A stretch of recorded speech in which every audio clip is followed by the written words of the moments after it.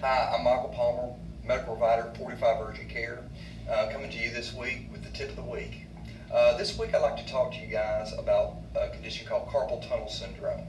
Now, carpal tunnel syndrome is a problem that affects many Americans, and the problem and pain that comes along with it is patients will start having either pain, numbness, and tingling in the wrist as well as the first three fingers in the hand. Now, what causes this is compression at the wrist. We have a nerve that runs underneath a tendon in our wrist, and due to inflammatory conditions or overexertion at work, such as working on a keyboard, typewriter, that can eventually lead to shortening of this tendon, which compresses that nerve. This manifests itself by patients having shooting pains into the thumb, first finger, and middle finger.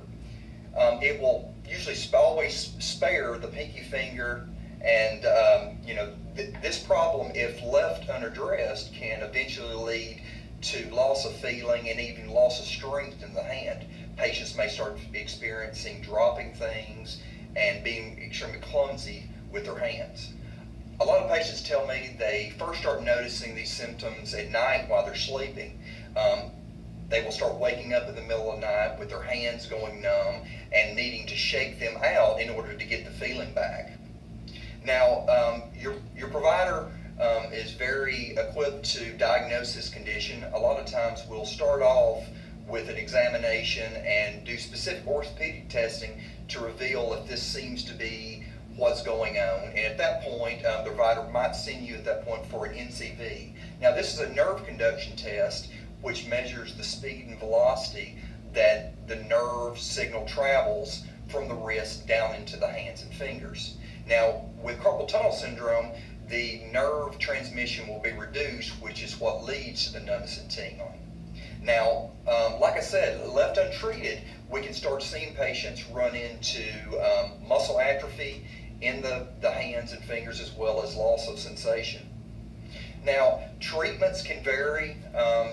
A lot of providers will start off using medications such as anti-inflammatories and steroids, and abrasives such as what's called a cock-up splint. This puts the wrist into extension, which stretches the tendon out and allows to start getting relief off that nerve. At that point, if we are not seeing any relief, possibly proceed with steroid injections into the carpal tunnel area. This will reduce inflammation and improve how much room the nerve has to travel. Now, I'm Michael Palmer with 45 Urgent Care with your tip of the week. Thank you for joining in.